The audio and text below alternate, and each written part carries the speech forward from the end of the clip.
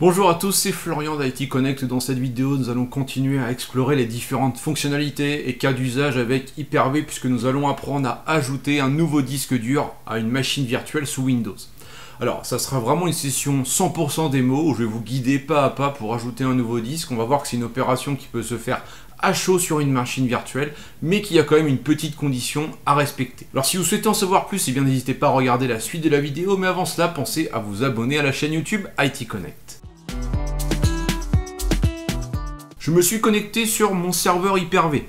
J'ai une machine ici qui est démarrée. Mon objectif, ça va être de lui ajouter un disque dur supplémentaire. C'est une machine sous Windows Server 2022, mais ça, c'est pas très important puisque la manipulation peut fonctionner de façon identique pour les autres versions.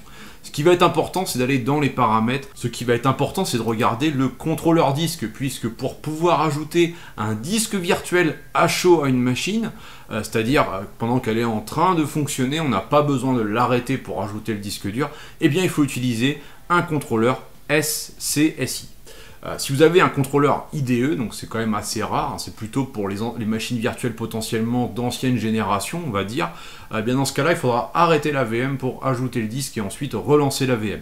Là, on a un contrôleur SCSI, du coup, on va pouvoir venir ajouter un disque, donc on se positionne sur le contrôleur, on va choisir disque dur, on fait ajouter, et ici on a disque dur qui est apparu. Maintenant, on va créer un nouveau disque dur. On voit qu'on pourrait aussi aller chercher un fichier VHDX existant.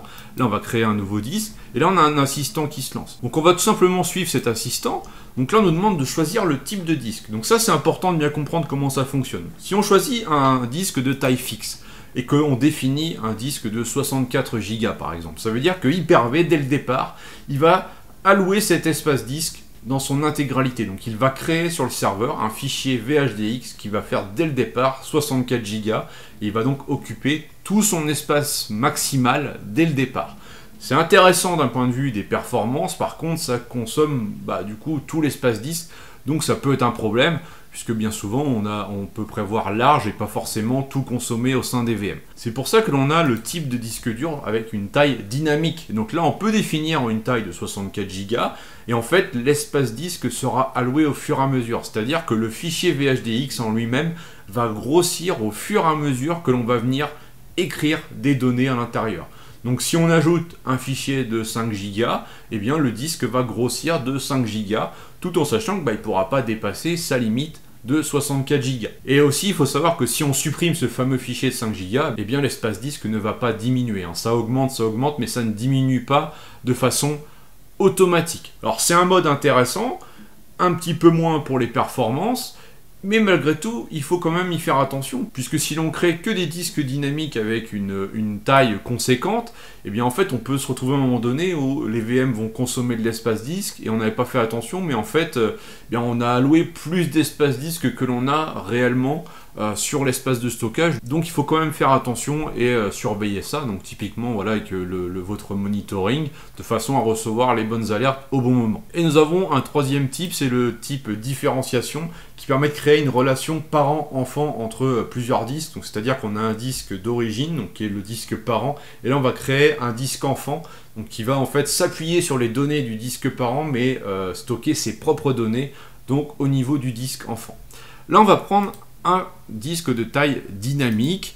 On nous demande de spécifier son emplacement, son nom. Donc ce que je vous recommande de faire, eh bien, c'est de placer ce disque dans le dossier de la VM. Donc ici, dans Virtual Hard Disk, on va sélectionner.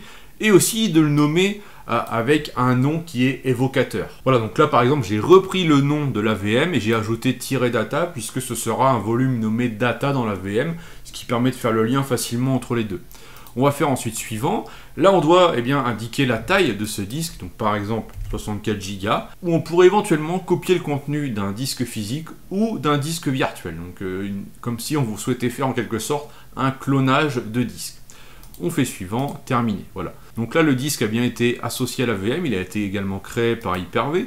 Si je vais dans le dossier de la VM, j'ai bien ce nouveau disque de taille dynamique, donc par défaut, il a une taille de 4096 kilooctets, et on va voir que quand on va venir écrire à l'intérieur, eh bien sa taille va grossir de façon dynamique. Pour créer un nouveau disque dur sur Hyper-V, vous pouvez également passer directement par la console Hyper-V ici en faisant nouveau disque dur. Donc là vous créez le disque dur, et après il va falloir l'associer à la VM. Donc moi je préfère quand même passer par la VM comme je viens de vous montrer, mais il faut savoir qu'on peut également le faire par là et après aller associer le disque à la machine virtuelle. Donc dans cette VM qui est déjà en train de tourner, comme je le disais, je devrais avoir un nouveau disque. Alors comment vérifier ça? Eh bien en fait, je vais aller ici dans la gestion des disques et je vais avoir une visibilité sur l'ensemble de mes disques. Donc j'ai le disque système et j'ai un disque ici inconnu hors connexion. Voilà, donc 64 Go, ça ressemble quand même à ce que je viens d'ajouter. Donc effectivement, c'est bien mon nouveau disque virtuel qui a été ajouté à chaud à la VM. Donc je vais le mettre en ligne avec un clic droit, je vais l'initialiser. Ici, je vais tout simplement faire OK. Et il va nous rester une dernière étape, c'est la création d'un volume ou de plusieurs volumes. Là, on va faire tout simplement un volume simple qui va occuper tout l'espace disque. Donc, il n'y a pas de modification à faire. On pourrait éventuellement faire plusieurs partitions. On va faire suivant. On va lui attribuer une lettre. Voilà. On va également lui attribuer un nom. Choisir un système de fichiers. NTFS ou REFS, là ça sera du NTFS, dans la majorité des cas c'est ce qu'on prendra, sauf cas d'usage spécifique on ira sur du REFS, sur un serveur Exchange par exemple. Donc là voilà, on nomme en data, on fait un formatage rapide et on fait terminer. Et donc je vais avoir ici sur mon serveur, dans ce PC, j'ai bien mon disque data E2, donc qui correspond à mon nouveau disque virtuel que je viens de créer. Donc désormais ce que je vais faire, c'est aller dans mon dossier téléchargement. Ici j'ai deux paquets de GMSI, je vais faire un copier et je vais venir coller ça dans le disque data.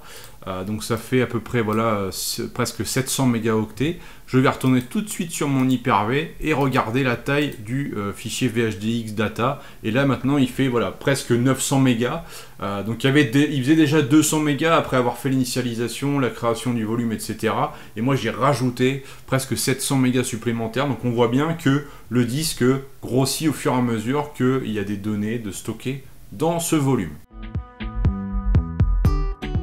Voilà, cette vidéo est à présent terminée. En suivant ces étapes, vous devriez être en mesure d'ajouter un nouveau disque virtuel à une machine virtuelle Windows sur Hyper-V. Dans une prochaine vidéo, je vous expliquerai comment augmenter la taille du disque système d'une VM Windows. Et on verra que c'est pas si simple que ça, on a pas mal de petites manipulations à faire. Mais en attendant, bien pensez à commenter cette vidéo, à la partager et à liker avec un petit pouce bleu. Et moi je vous dis à très vite. Ciao.